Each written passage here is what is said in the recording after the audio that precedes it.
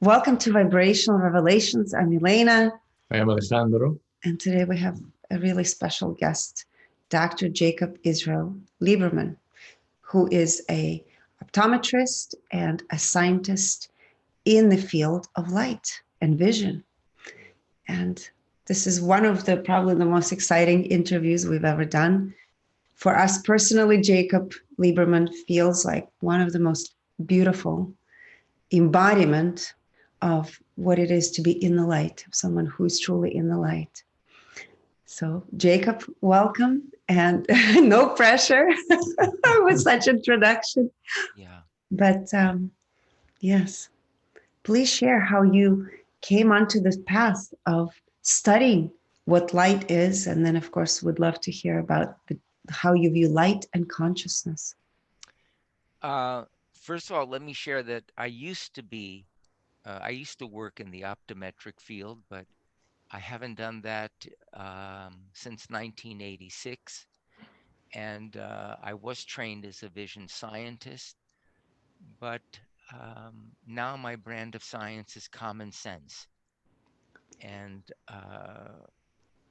what I'm most interested in right now is the science of life. Uh, what what are the facts of life, not our ideas about life, but what are the truths that are beyond our opinions that come into play in our life's experiences? And that's something that's exciting to me, that I enjoy very, very much. How did I get on this trail? Well, I'll just share with you what comes for me. Mhm. When I was 11 years old, I lived in Miami, Florida, and I got a first job. I used to sell newspapers on the corner of 27th Avenue and Carlway. And every day I would ride my bicycle after school home. I would eat a snack, and then I would go to the corner with my little shorts and thongs on, often without a shirt. They called me Nature Boy. And I would sell these newspapers for a nickel and make a penny on every paper. And one day I got out of school late. I didn't have time to go home, and I I rode my bicycle right to the corner, but the newspapers hadn't arrived, and I realized I was hungry. And out of the corner of my eye, I saw the hardware store across the street, Saunders Hardware. I remember it so well. And I walked right over and I walked right to the candy counter, and I took a bar, which was very common at that time, called a Mars bar. And I took this Mars bar and I stuck it in my pocket, and I started walking out. And all of a sudden, I heard a voice in my head that said, "Nobody saw you." And the moment that I heard "nobody saw you," simultaneous to this, there was a realization that I saw me. And it like stunned me. I was like frozen for a moment. Mm. And then I walked out and I sat under a tree, and part of me wanted to bring the candy bar back, and the other part was afraid they would put me in jail if I brought the candy bar back.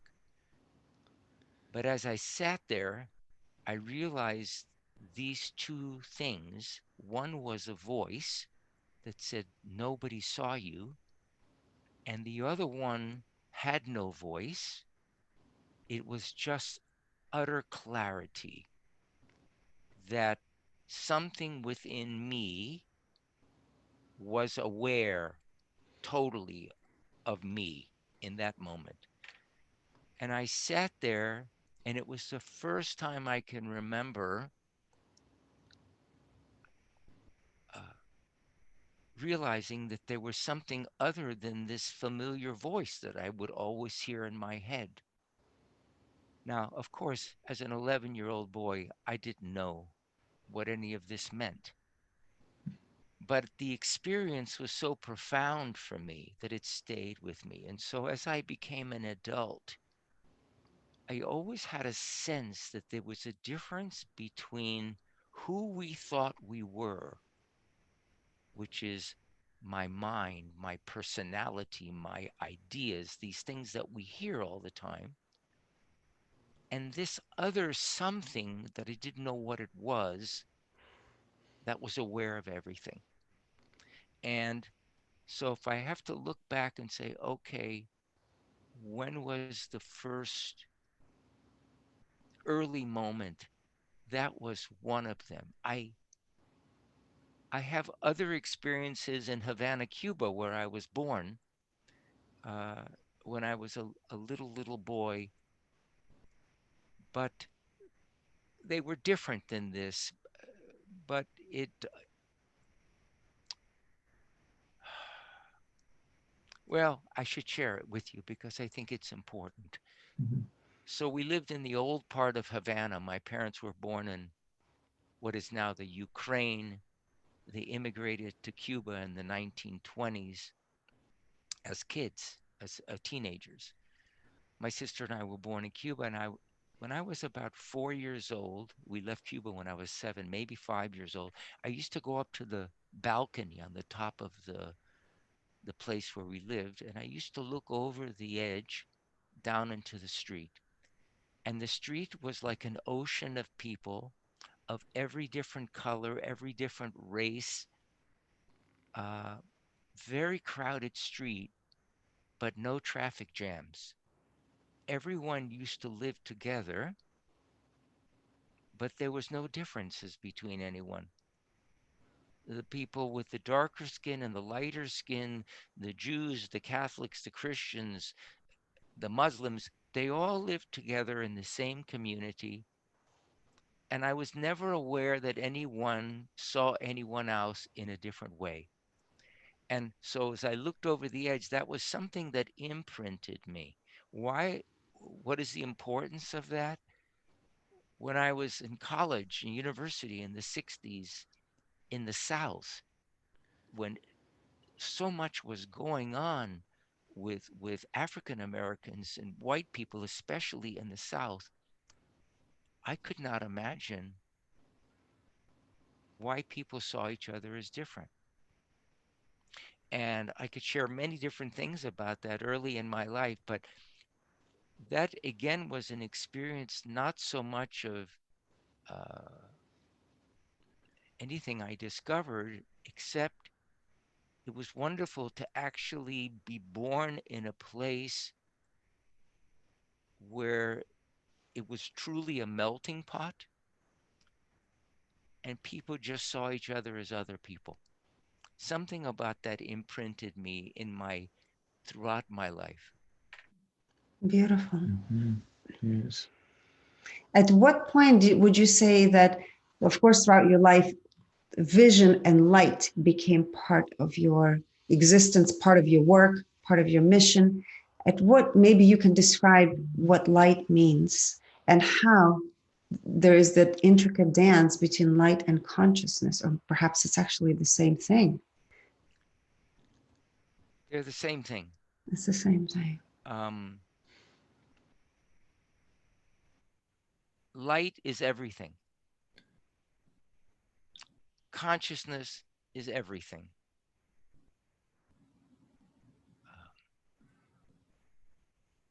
Awareness of light. Um, I was always outside as a kid. I was always playing outside in the sun. There was something about outside that was very natural for me and continues through this day. In 1971, when I was in the middle of my medical training and I started doing my clinical work, um, a young child came to me that could see perfectly out of one eye and was legally blind in the other. And I'd never worked with anything like this. I didn't know what to do. And so I asked one of the clinical doctors, and they told me to use this yellow filter that someone had worked with and have the person look with that eye through the yellow filter at a blinking light. Well, To make a long story short, within 10 days, the person was seeing profoundly better. And within a month, their vision was normal in that eye. That was the first experience to me that light and color had some therapeutic value, even though I had no idea why. In terms of, we could talk about therapeutic aspects of light, but let's go into something much, much deeper. Uh, if you look at the Bible, it speaks initially, it says, let there be light. And everyone thinks the light turned on. But then it said, on the fourth day, God created the sun, the moon, and the stars. And then you realize there's two kinds of light. There's a light of creation, which is invisible. And then there's something that we experience as light, which is actually not light at all. It's brightness. It's a perceptual phenomenon, but we think we see light because it comes from the sun or reflected from the moon or from the stars and so on. And then it says that God, who supposedly created everything, is all powerful, all knowing, and sees everything at the same time. And then it says God is light. Well, it's interesting that if you look at spiritual literature, even ancient ones, they relate consciousness to light. And physicists speak of the ground of reality as being a vibration of what we call light. So you begin to realize that this something, and I say something because you cannot see light, it's totally invisible. It doesn't have attributes in the way it's a potential, if you will. It seems to be the core of religious studies, spiritual studies, scientific studies. And so it lets you realize that all of these areas speak a different language, but they're actually talking about the same thing. And if they could realize they were talking about the same thing, it would be much easier to speak about it. But that's part of the evolutionary process. So that's something very, very important. Everything here that we experience is a formless essence or energy that we call light that is alchemized into a form that we call life. Now, how that transmutation occurs, probably no one knows. But what you realize from that is light and life are two expressions of the same thing. One is a formless expression, and one is a formed expression. What's beautiful about that is when we work with other human beings, we often deal with what's visible. The two of you, of course, know how to deal with what's invisible. What's lovely is to have your feet on both sides of the fence, if one is very, very fortunate. To have, as I used to say, your feet on the ground and your heart in the heavens. Um, then it all comes together in a very different way. And so what was really important for me about light is that I found that since light is vibration and life is also vibration, they're interchangeable. And so you asked about consciousness. Let's talk about consciousness a second, and then we can come back to light. Um, for me, consciousness is that uh, infinite field of awareness that at the age of 11 years old saw everything that was happening, even though it didn't utter a word. It just came as a burst of clarity.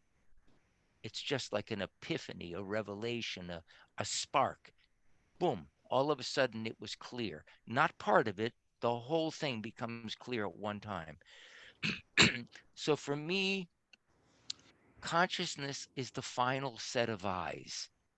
It's that which is behind everything, that sees everything, comments on nothing, has no point of view, is just pure awareness.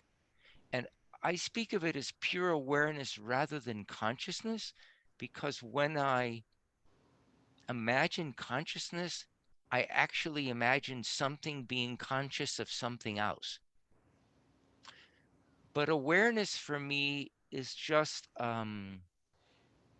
it's just observation. It's pure observation with no duality.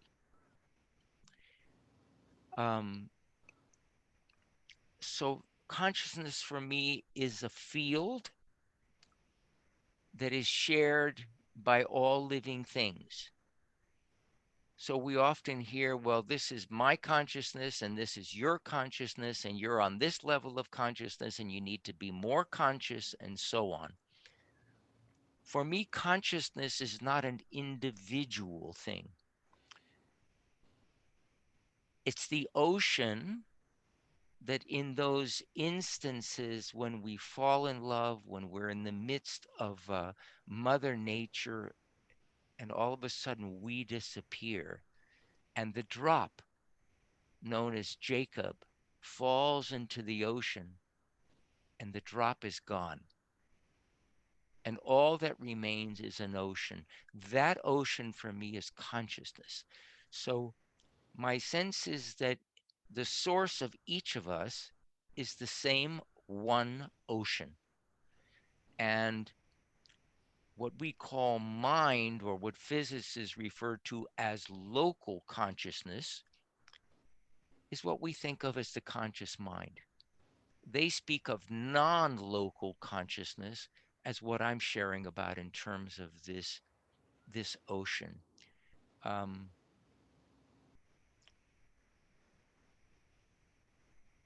what we term mind is often looking for something. What we call consciousness is uh, is never not with us, and it is the source from where all the guidance comes. And this is very difficult to speak about because words are a very inadequate tool to speak about this. But let me give an example which is better. When we fall in love or we feel resonant with each other, uh, both begin to vibrate at the same rate. And because they're vibrating at the same rate, they merge, and it's just one thing vibrating. It's no longer two. The two have disappeared. And what remains is oneness, unity. And in that state, something profound occurs. There's no awareness of problems. There's no awareness of solutions. There's no awareness of aches and pains. Everything that was in the mind just doesn't exist. It's like you're on a different plane, and whatever's going on there just is. There's no right or wrong. There's no problems that you want answers to. Everything is. Contentment is all there is. And we seek nothing. Mhm. It's all there. And so that happens when we connect. It also happens often when we go in nature and you experience silence. And silence is very, very powerful because this ocean of consciousness is infinite, and it's it has a quality of silence because there's nothing going on there. Everything is. Everything is known, but there is no knower. And so uh, I remember when the pandemic began last year, and here I live on Maui, and the planes were not flying, and uh, most people were staying at home, so you didn't see many cars.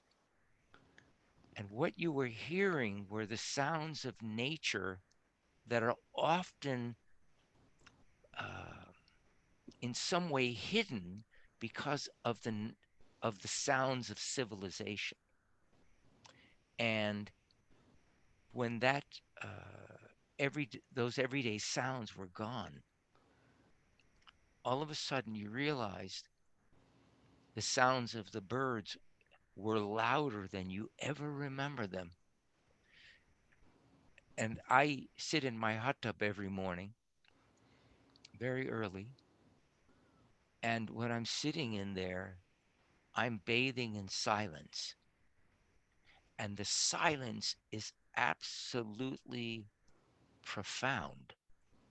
It's absolutely profound. So, those are some uh, examples: falling in love, being in nature, the exquisiteness of silence, that are moments when the individual I disappears, and what remains, you could call it godliness, you could call it consciousness. There's really no name for it, but what remains is, ooh, I don't have a word for it, but it's contentment. It's a sigh of, it's um, it's something, it's something magnificent that people often report after what they call near-death experiences, uh, where people, maybe they have a heart attack, and all the biological functions go flat, and then doctor or crew comes in and they put the paddles on the person's chest, and boom, they shock them back into life, and people come back.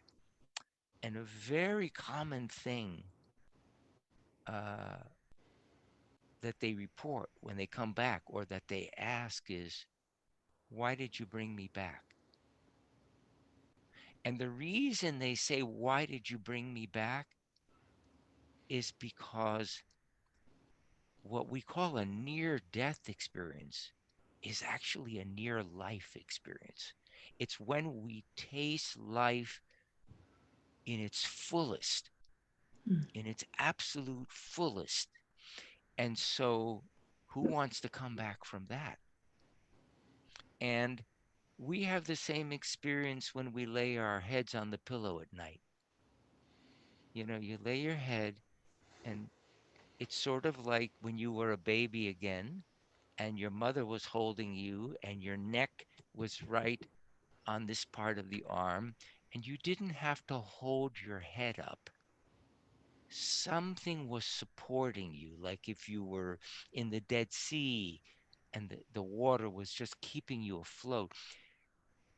When we get into bed at night, there's this sigh of relief. The pillow is gently holding our head, the bed is holding our body, and we start going into that place of, oh, and it's something, it's it's similar to when we die. I had a 91-year-old friend who I'd had for many, many, many years, and he was in the final days of his life, and he would call me often to speak. And he called me one day, and he said to me, "Can you come over? I need to speak with you." I said, "Sure." And he said, I'm frightened." I said, "What are you frightened about?" He said, "I'm frightened about dying. I don't know what that's going to be." And I said, "Oh, it's nothing. It's nothing." Now, of course, I don't know if it's nothing, but what came through, not from me, but through me, was it's nothing. So then I sit there and I have to wait for the next thing to come through because I don't know that it's nothing. My mind doesn't know these things, but something knows. And then I said, it's just like falling asleep at night. You know that wonderful feeling you have when your head hits the pillow. No more thoughts, no more worries. I don't have to worry about the mortgage payment or, my kids or my this or my that. And I said, the only difference is that in everyday life, we wake up again, like it's Groundhog Day the next day and it starts again. But in this thing we call death, that beautiful feeling is all there is. And all of a sudden he said, "Really?" I said, "Yeah, that's all it is." And then he passed on very shortly after that. And so my sense is that so often we uncover what is of interest to the three of us, and I imagine to others that are listening or will listen to this. What we uncover, many people uncover near their last day living, this thing we call consciousness, pure awareness, a sense of utter contentment, pure contentment. And what I see is my life's work from experiencing a lot of worry in life and difficulties and incredibly incredible sensitivity that is not always pleasant because I was born with little or no skin. And so I always used to say I was born with the body of a Roman soldier and the heart of a woman, because while I'm very strong, I feel everything. And I feel it very, very, very, very, almost once makes me want to cry. It's very touching inside of me. And now that I'm at this point, I'm beginning to wonder, how did I get to this point?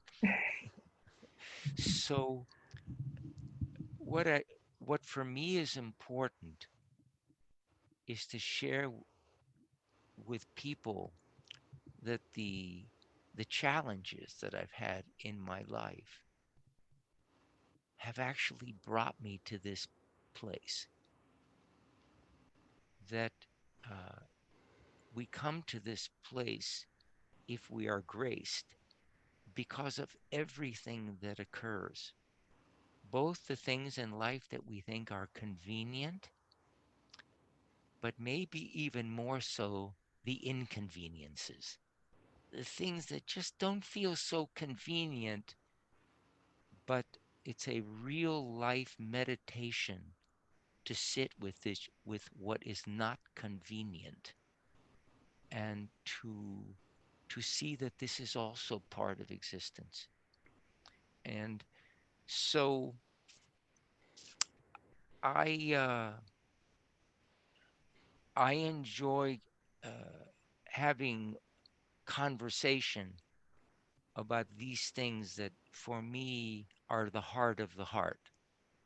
You know, other things are important, but this is really it. Um, when I say this is it, it's a life that is filled with this. What is this? Um, Again, I can't speak about it, but do my best to talk around it. It's the ability to live without a net, Mhm. you know, without uh, without an insurance policy that no matter what, I'll be fine. It's the ability to live with minimal thought, uh, where one becomes not so much aware of the chatter, but aware of that which is aware of the chatter. And and to be guided uh, not by choice, but by choicelessness, uh, to be moved. Um, when you think about life, we come into this life and miraculously our hearts are beating. Something is breathing us. Uh, when we're hungry, we make a sound and someone brings us food. Uh, when we have to urinate or defecate, our bodies naturally do it. Hormones are released when they need to. Blood sugar, blood pressure, everything is regulated at a level of miraculousness that we have no idea about, even with today's science. We just don't know. How does this incredible thing work and nothing seems to interfere with anything else? And that's what I saw when I looked over the ledge onto the street in old Havana, where everybody seemingly had different lives, but nobody was getting in the way of anyone else. And so you realize quite early that you have a body that functions all by itself, that there's nothing I have to do. I don't have to think about when to breathe or not to breathe. I don't have to think, oh, is my heart beating oh, I need to speed up my heart. It does it automatically. And what's fascinating is everything in Mother Nature works exactly the same way. The rain comes when the rain is needed. You get sunshine when you need that. The plants grow, and I'm sure the plants probably uh, have don't have a voice inside that's saying, "Gee, if I was only a little bit more conscious." The plants they just are. And you know, living on Maui every winter, thousands and thousands of humpback whales migrate from Alaska, 10,000 miles to come to Maui. They don't have GPS systems, but regardless of environmental conditions, currents, and all that, they travel pretty much in straight lines and they find their way to here, or something guides them to here. How the hell does that occur? I mean, these are everyday things that we take for granted. And why it's important is when we see that everything in the universe is self activating and self regulating, all of a sudden you are profoundly impacted by the fact that there's actually nothing to do. Hmm. And yet, our whole life is about trying to do something that's actually already occurring at a level that we cannot even begin to imagine. So, for me, uncovering this thing that we call awareness or consciousness is the discovery of some of these things that are really common sense, but for some reason or other, we miss them very, very often. And it's what allows you to uh, relax into life uh, and realize that no one has it together, whatever that means, that everyone has unexpected events, that no one is comfortable going to the doctor and hearing a diagnosis they didn't expect. No one is comfortable losing their money or finding out that their partner has run away with someone else. None of us are comfortable with these things. And none of us have a good way of escaping these things when they occur. So when we realize we're all in the same boat, then you realize, oh, thank God we're all in the same boat. We get to do this together. And so part of what I love about my current day experience where I I interact, I have conversation, spontaneous conversation like this with a very small number of people that find me. I don't know how they find me, but the right people seem to find me, and thank God for them because I learn something from all of them. In fact, I learn a great deal from all of them. But we get to have intimate discussion about these commonsensical things. And in the midst of falling in love with each other, because I only engage with people I really, really feel something strong with, in that process, we lose a sense of self and profound things seem to occur. And then we realize actually, this whole experience is profound. This whole experience is miraculous, and so on. And so I don't know whether I've answered your question or not, but something just came to a pause. So Yeah, that means it's your turn. it's so beautiful. A couple of things I wanted to say or ask you. My sister tends to say to me that I look at the world through the rose-colored glasses because I guess in her view, I see life as miraculous all the time. And I see that you actually see the life the same way. And it is the realization. I think I had it with me my entire life, but in the recent years, I've come to recognize of how much I appreciate this lens of allowing the miraculousness of everything that is to just unfold. Yeah.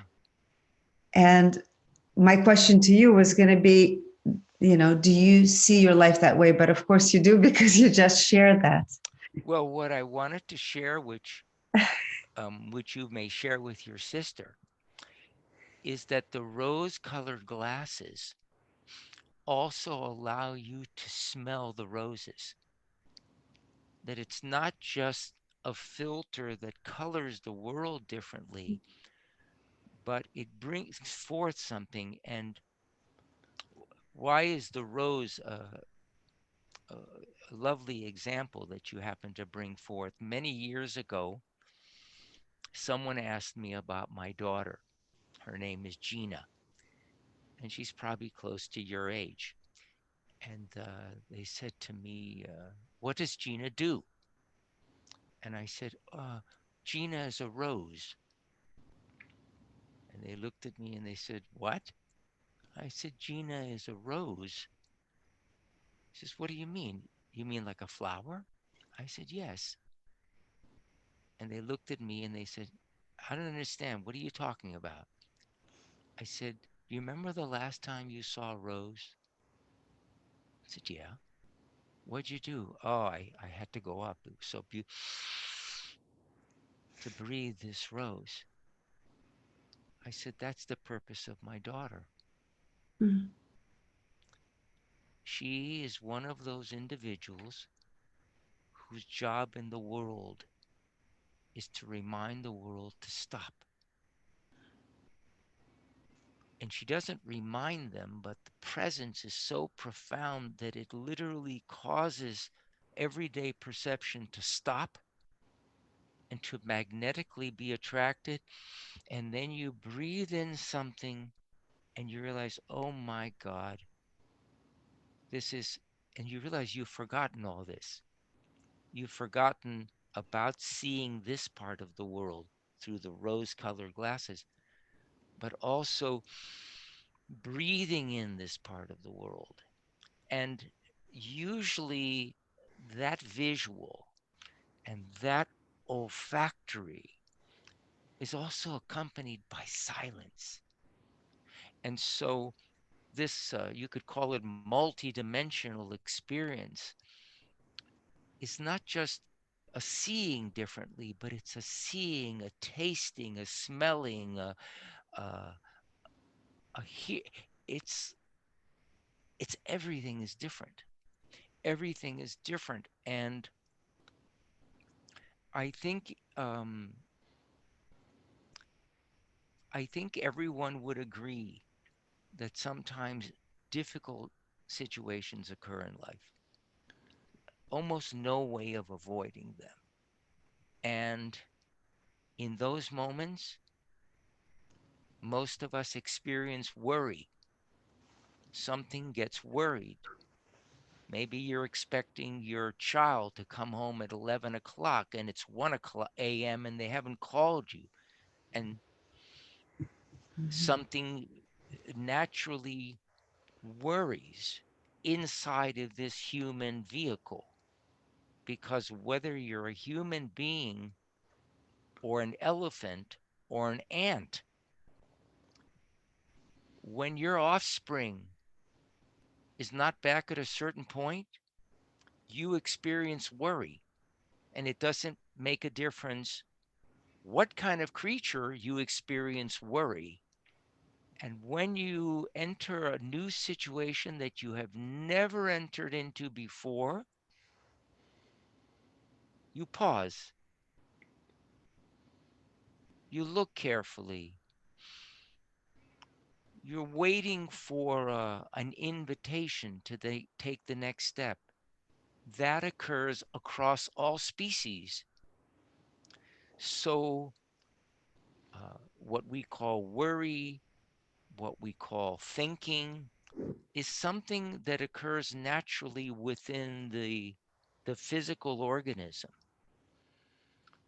The observer of these things, that which is aware of the worry, never worries, never thinks, never desires. It doesn't exist in that realm. And so while worry and physical pain and these things are part of the life experience, regardless of the species,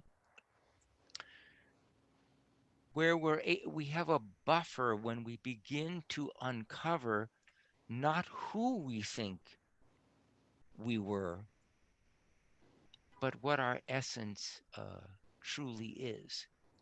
And as we merge with that true essence, we merge with all living things. And then the regard for everything is totally, you could never imagine entering into a situation that's good for you but not good for the other. You just could not even imagine it. And so it must be a situation that's beneficial for all concerned. And and then we just uh, become grateful, humble, compassionate human beings. And then we're home. Hmm. What would you say the meaning of life is? To live. To live. Hmm. And to live requires nothing because we're already living. So life is to live. And then, of course, we can take that further because a tree is living, a dog is living, a human being is living. Uh, So I'm looking at trees out my window now, but imagine if there was an apple tree there. What's what's the purpose of life for an apple tree? Not just to live, but to produce apples. Mhm. It produces something um, for the world, and a banana tree produces something else. Now, an apple tree could meditate all day long, could sit at at the feet of a guru for many, many years, and no matter what it does, it will never create bananas. It's here to create apples. The tree is here to create bananas. It's one of the wonderful discoveries in our life is what is our life's purpose? And for me, it's what we know by heart. It's what comes without any effort. Um, I've had the pleasure, even though I was pretty much a non-reader as a kid, to actually sit down and write books. Wasn't easy. Took a lot of inconvenience to write books. But now, as I have this conversation, I get the pleasure of observing a book being created by itself without any thought or concern about punctuation and references and all these crazy things that we get concerned with. And it doesn't take one extra ounce of energy. In fact, it takes no energy at all. It's happening by itself. Whatever is breathing us is speaking us too. And so it's important to uncover what we just love, what we just love doing. And if it's helping people, then we must help people, uh, because that's what we're here to do. Uh, and then what's lovely is when people come to you that need assistance, because without them, we would be depressed because we wouldn't have a job. So it's important to uncover our nature. It tells us something about our purpose for being. It's also important to recognize whether you're a flower, as I describe my daughter, or you're a bird or a bee that moves from flower to flower. Mm. Because some people are always moving, looking for the flower, and other people are designed to just stand still. Mm. And in life, the ones that are moving, we say they need to slow down. And the ones that are not moving, we say you need to get off your ass. But it's really important that we have a nature, and that just as a leopard or a cheetah moves very quickly, a turtle moves very slowly and deliberately, but they both get to where they need to go. And they both are animated by the same intelligence. So in life, uh, I think these are little important things, is to recognize that if our nature is that we move slowly, it isn't because we're screwed up. It isn't because there's something wrong with us. It is because that is our nature. And so these are little things that are maybe on some level are obvious, but are things that we forget about, that for me are uh, very, very important. And the other thing that I'll share is, because people seem to love practical things. People say to me, "Well, do you meditate?" And I say, "You'll not any longer in the traditional sense." Um, well, do you have a practice? I said, "Well, it's not actually a practice, it's my life." Well, what do you do? I just notice that my body automatically responds to whatever is in front of it. I don't do it as a practice. It just is. What I notice is it actually takes work when I attempt not to do what's directly in front of me. That when I say, oh, I need to prioritize life because I don't realize that something miraculous has already prioritized it, that it takes work for me to change the subject of life. And so, what I mentioned in my last book is what catches my eye is looking for me.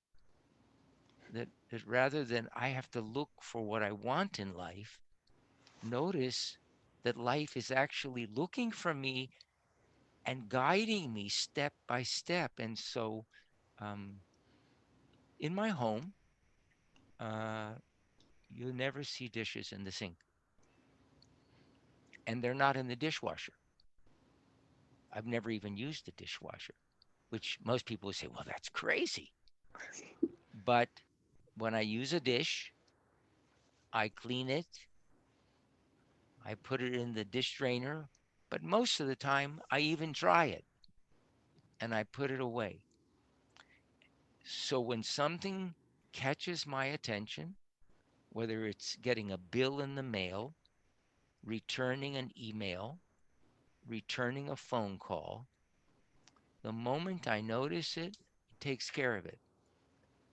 And I notice that that isn't something special for me. There's something inside of us that naturally responds to caring for things that are looking for us. And that function, which has nothing to do with us, it's part of our internal wiring, is called presence. So the thing we call presence, which we think is something we do, is actually something that naturally does us. And so that for me is that's what moves my life from morning until night. That's what moves my life. And so I never have bills sitting around or things to do, or and I'm not saying there's anything wrong for someone that has that in a different way, because I'm only sharing something about my own experience of this. But that has become a profound experience for me, is the feeling it gives me at the end of the day is that I can rest, that everything is taken care of. And the feeling that it gives me is that I don't miss anything. Mm. And there's a wonderful comfort that comes from this miraculous process that is in touch with what's looking for it and is continually in communication with it, and it's going by itself. Mm. Mhm. And the key, you think, is to remain present. It allows a flow.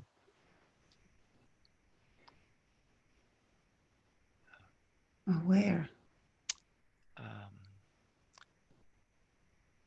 for me, a key is noticing what's going on versus what I think should be going on. Mm. Uh, what's natural versus what's normal, or not even versus, but just what are the differences. So what I've come to see is this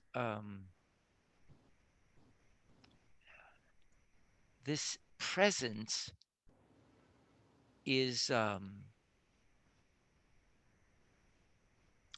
is a biological requirement in order to be alive.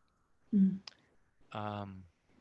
So the cells of our body all have eyes. So we think, oh, I have a pair of eyes in my head. But we have 100 trillion cells, and they each have their version of eyes that are designed to detect and respond to light. Light is invisible. What are they responding to? They're responding to the light that eventually becomes what we call life. But they're not actually responding to life, they're responding to something that is unformed, that is going to be that which we call life. So the cells are precognitive, they're all psychic, okay? And the reason that they detect, and they detect single photons, that means that they are as meticulously created as the edge of quantum physics, as the most profound aspect of quantum physics. That's the way our body is designed. Why is it designed that way?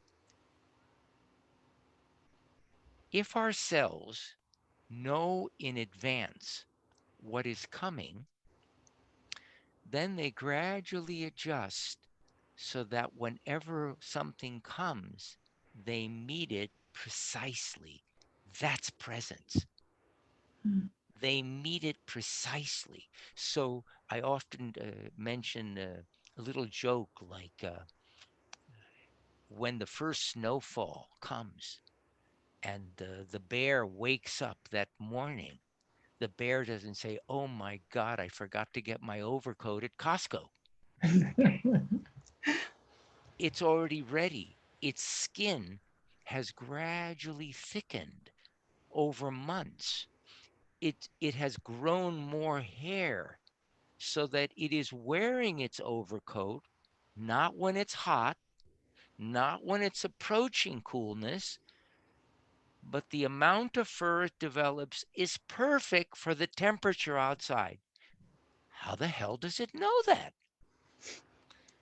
The thing that knows that is the creative essence of the universe. And so the cells that are not only made of light are continually being guided by the light well in advance of any thought. And the mind works exactly the same way.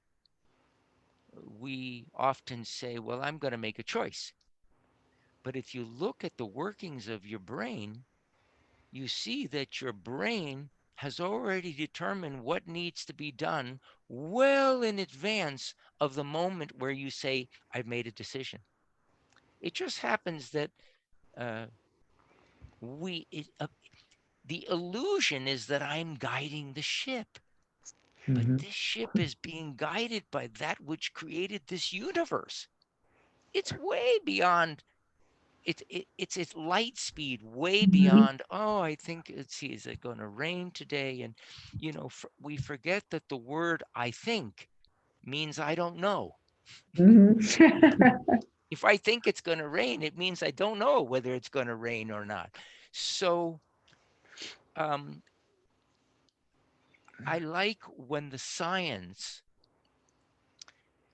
confirms a direct experience, you know, and the science in the world discovers things way, way after the internal scientist discovers them.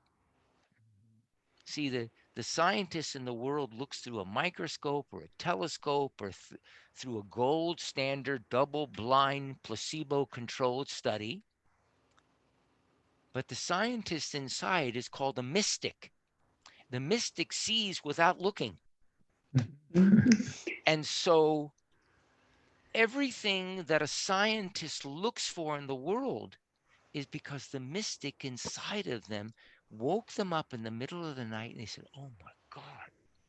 And then they start working on an experiment. And then they say, you know what I came up with?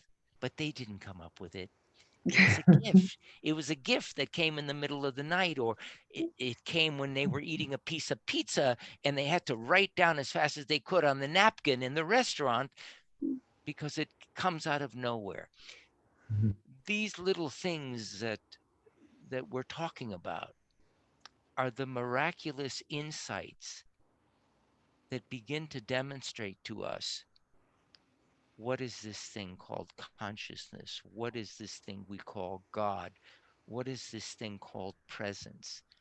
And then we realize that we started off this way, and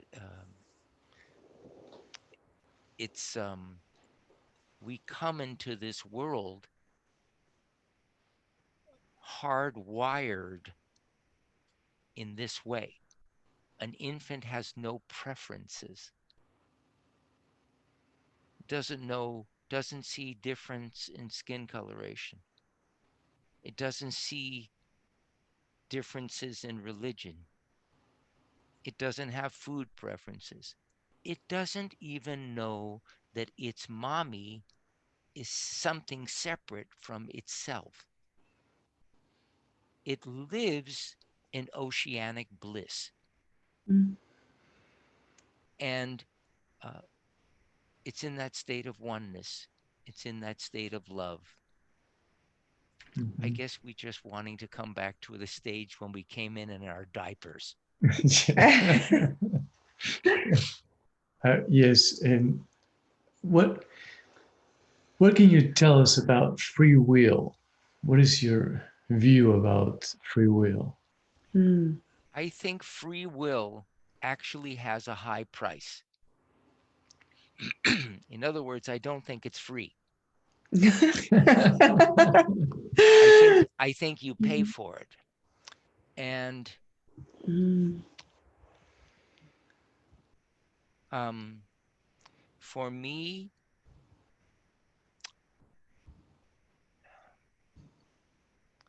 we find ourselves thinking of what we want to do when it's not automatically clear. When it's clear, there's nothing to think about. Mhm. When it's not clear, there's not enough thinking that can make it clear. So thinking is an intellectual word for worrying. um,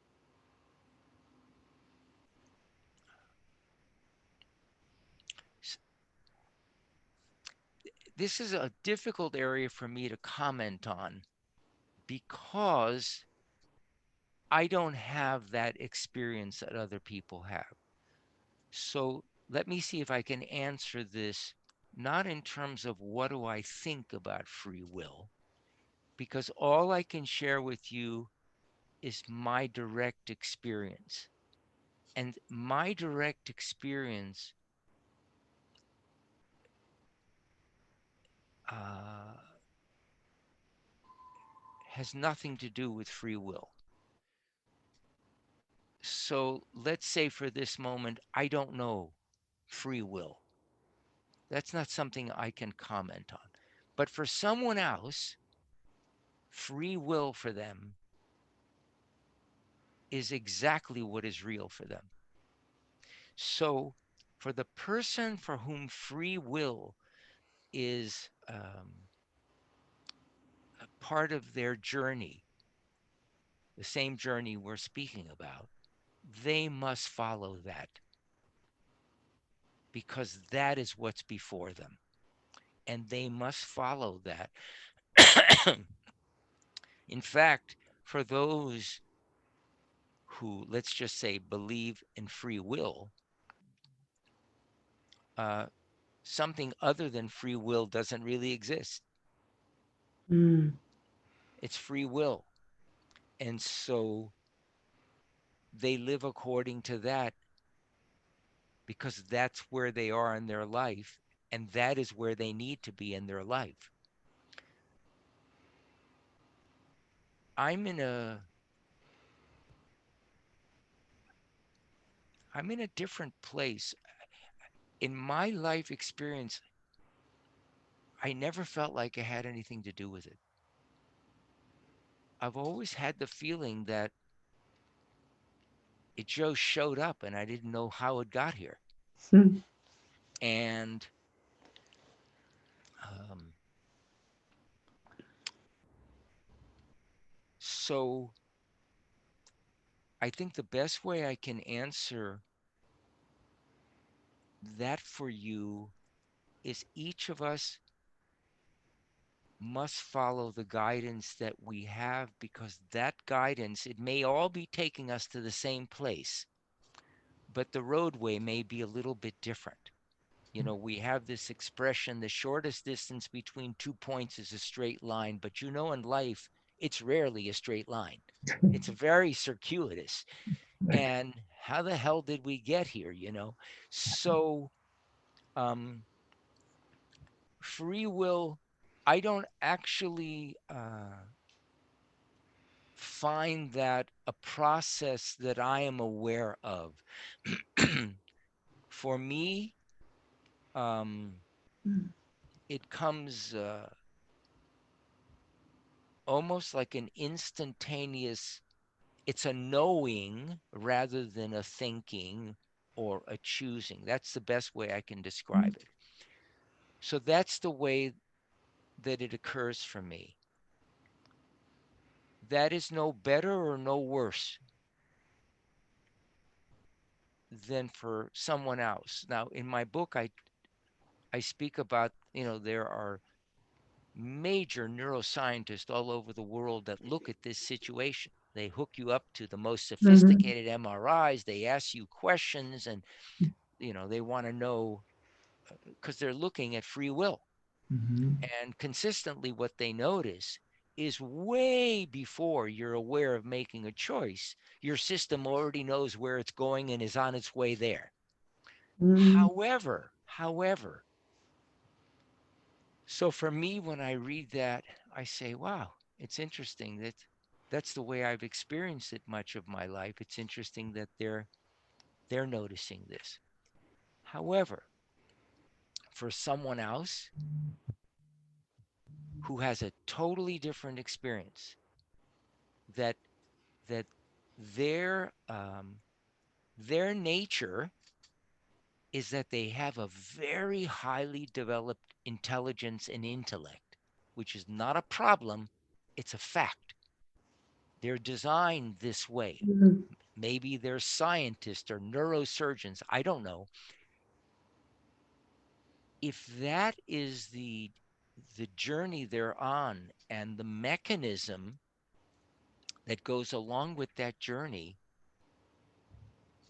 that is what they must follow. And just like the turtle goes in one speed and a different creature goes in a different speed, and some are smaller and some are bigger and they all look different, I think we have to honor that it's not so much one or the other. Um, if at some point we all arrive at this place of contentment, maybe then we can ask this question and everyone will raise their hand one way or the other. I don't know. But at this moment, as they say in France, vive la différence, you know, we have to, it's all real. It's all real. And uh, how it shows up for each person must be honored because that's the way it shows up for each person. Mm-hmm. And uh, I, I discovered years ago you can never convince someone that requires convincing. Exactly. So, for someone for whom free will is a real thing, and if someone else says it's not a real thing,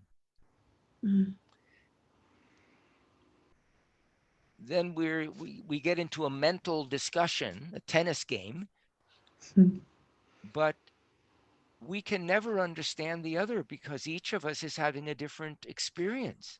Right. And we have to honor the experience we're having because that is what's real for us. So I think that's the best way. I won't answer your question. Almost like paying attention to those that pay attention to the voice that you heard when you were 11, right? Or those that pay attention to the feeling or the awareness of that which is aware of overall. Is that will be Yeah, rather. yeah. Yes, I think it's my sense is, for millions of years, well, I don't know if it's millions, but for many years, we have been conditioned. When I was a little boy, the thing you heard often was the mind is a terrible thing to waste because everything was about developing your mind because that's the way we solve problems and so on and so forth. It took me a lot of living and a lot of thinking something was wrong with me because most of my life it didn't seem this way for me. It wasn't the way it occurred for me. And so all I thought is, oh, something must be wrong with me because everyone else is doing it differently. It took me a long time to realize that each of us are guided maybe in different ways, number one. And it took me a long time before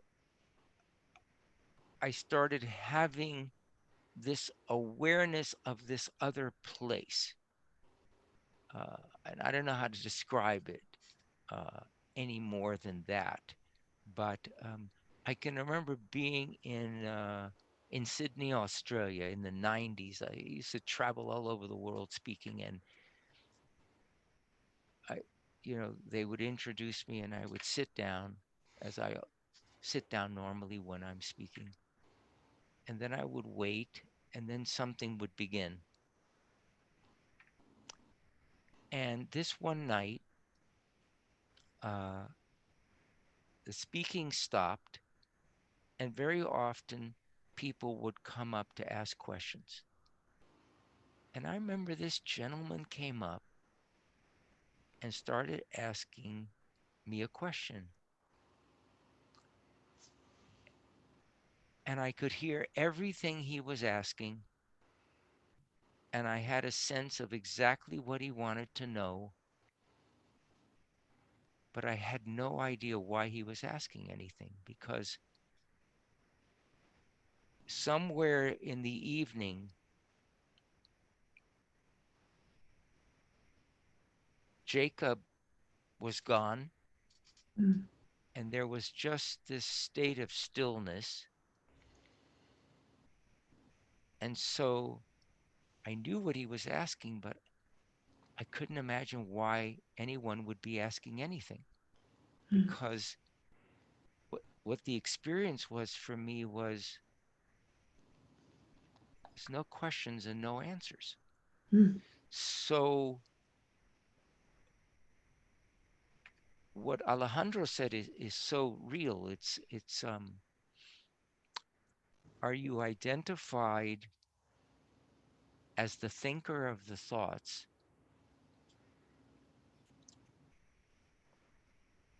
or are you just this field of observation? And this field of observation is probably what people call enlightenment. And they think, oh, once you're there, you're there all the time. No, no, no, no, no, no. It's like people that have a boat. They like to buy a boat, but then they find they rarely use it. They just go out. So this state, it's like you slide in and out.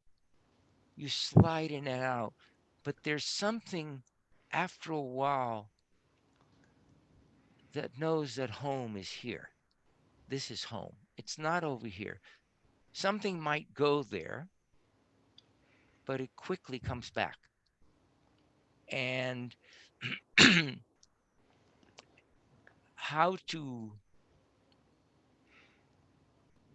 people always say, well, how do you get there? And all these other things. Sometimes I can come up with little, what people call practical things. Like I often share about doing like 15 and 30-second meditations, maybe when you're sitting on the toilet or whatever. That may sound funny, but it's not. That's the place I would find that I would sit down, close my eyes, and just notice something doing this.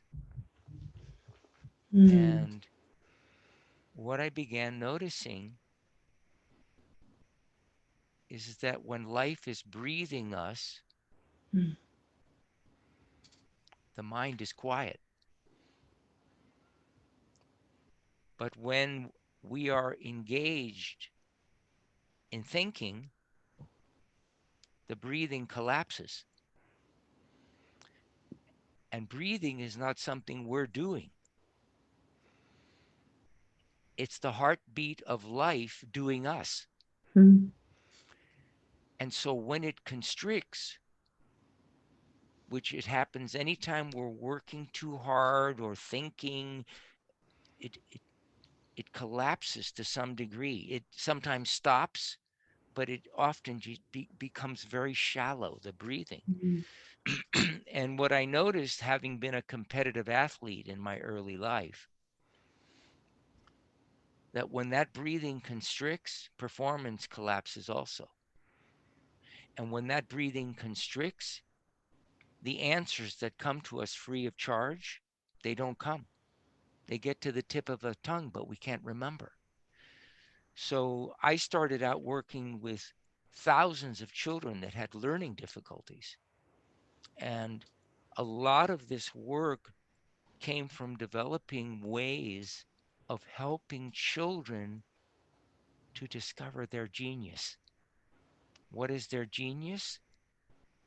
Their guiding spirit, the thing that gives them the answer without having to think about it. And so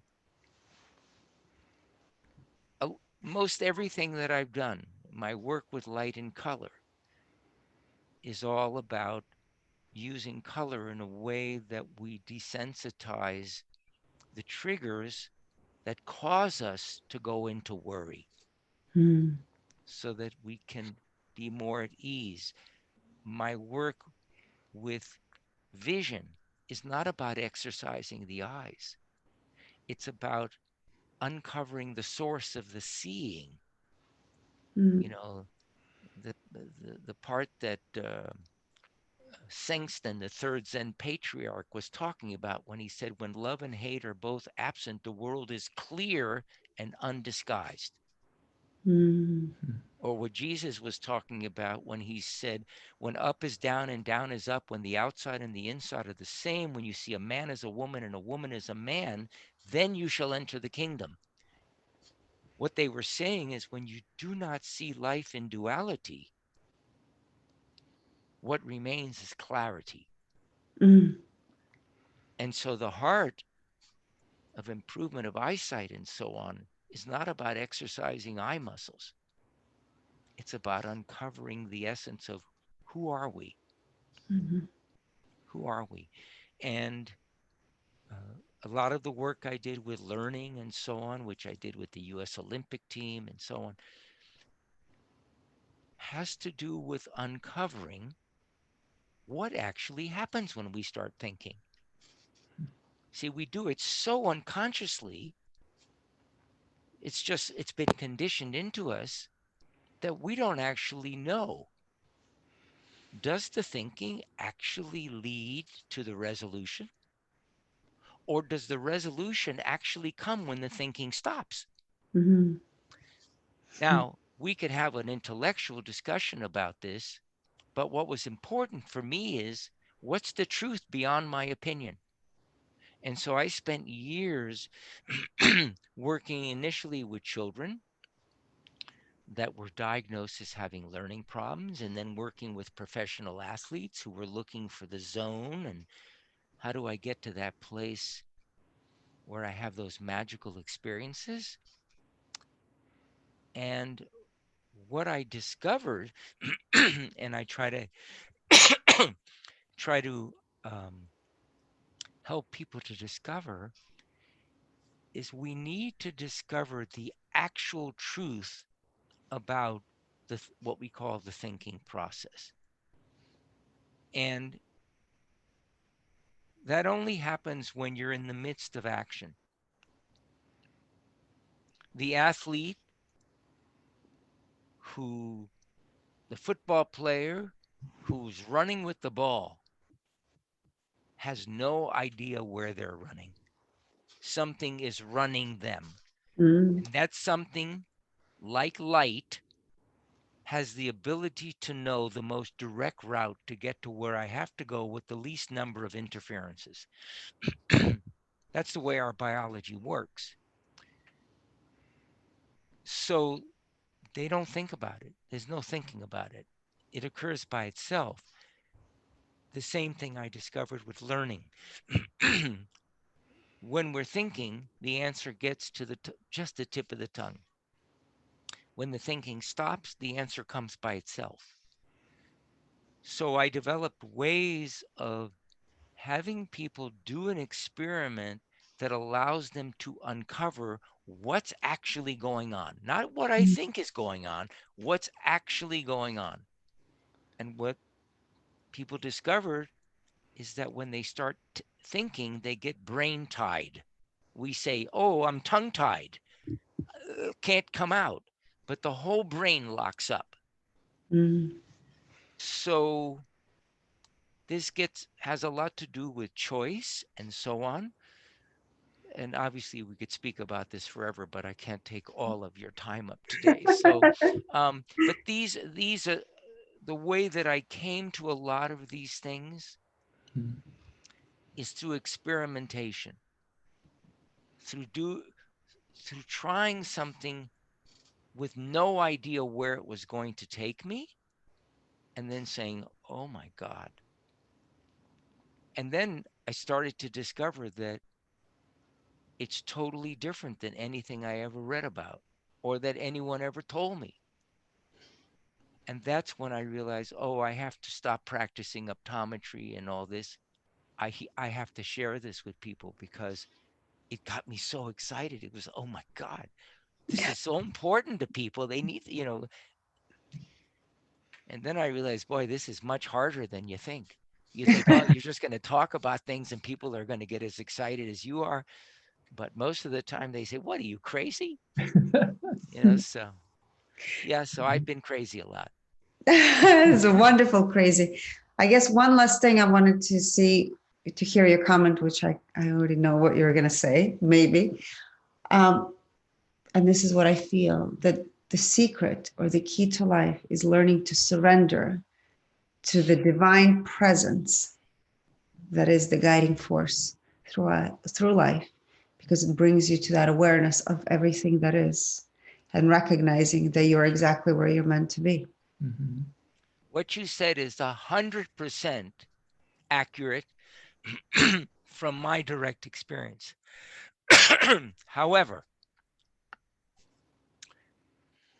the moment we say surrender, the mind says, well, how do you do that? And so all of a sudden we get the impression that the key is for me to surrender. The problem is that surrendering is something that occurs, Mm-hmm. is not initiated by us. It's grace. Yes. Something magical happens.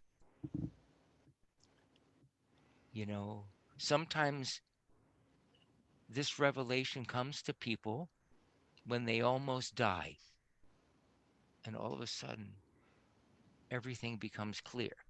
Now, I'm not suggesting one has to die for this. That's not often the case, but it's the problem of trying to talk about these things because so when we say, oh, you just have to do this, well, then how do I do this? The doing of it then requires thought.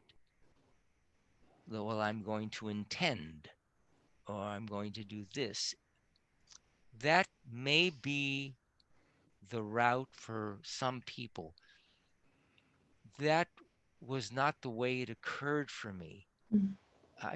Buddha, after his supposed enlightenment, one of the first things he said was, wow, there was nothing to do. But he spent years looking and doing and meditating and whatever it was to discover that there was nothing to do. So, whether you are graced by a moment of clarity and there's a realization there's nothing to do, or whether you have to work your ass off for years and then come to the realization, you end up in the same place. Mm. And the journey is sacred both ways. So, however we get there, bravo. Thank you. One thing I want to say at the end, well, first of all, thank you, Jacob. You know, for You're so me, welcome. this time just flew by. And one thing I want to share is I felt like we were in a meditative state. Me too. Yes, I Me felt too. chills running through my body. It was absolute, yes, just joy. And thank you for this beautiful experience. Yes, thank you. I wanna thank you because without the two of you, this couldn't have happened. Mm. And when I say this couldn't have happened, what I mean is this thing you just described for yourself. I was experiencing the exact same thing. I don't actually know how it came about. For you, maybe it came about because of something that came out of me. But I'm not aware of anything that came out of me. Mm. So, and actually, I found myself moving into this place the moment I saw your two faces at the very beginning.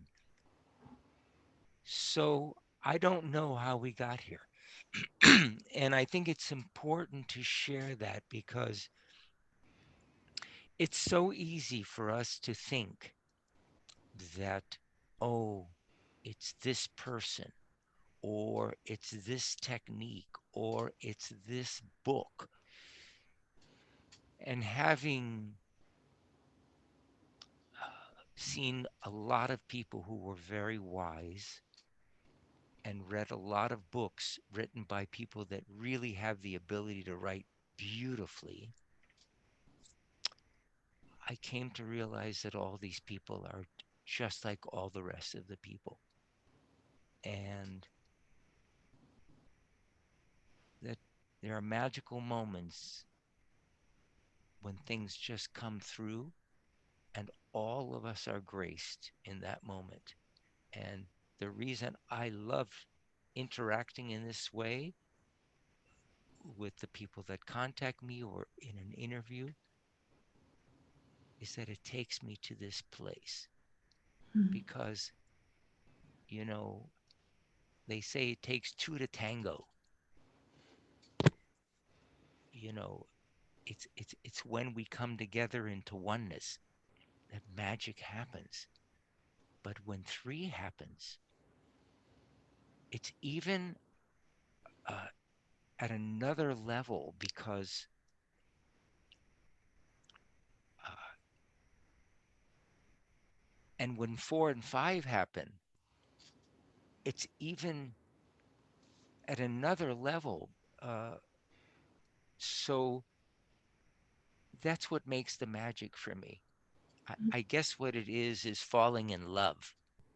And You know, when it's happening, there's nothing you can do about it. And when it's not happening, there's nothing you can do about it. And I'm just happy it's happening. Yes. Thank you so much. Thank you for your wisdom, Yes. your Thank luminous essence, your presence, your beauty. you. Thank you so much. Thank you. And happy, Yeah. happy birthday for you. Thank you so much. Thank My you. my wonderful pleasure. And yeah, as when we were young children and we had a lot of fun, the last thing we would say is, can we do it again? Can we do it? Then we must do it again. So let's do it again sometime. Right. Have a grateful day. Thank you for everything. Thank you. And much love to you. Thank you. Thank Love you to so you See you much. too. soon. Thank Hugs. you. Thank you. Bye. Bye.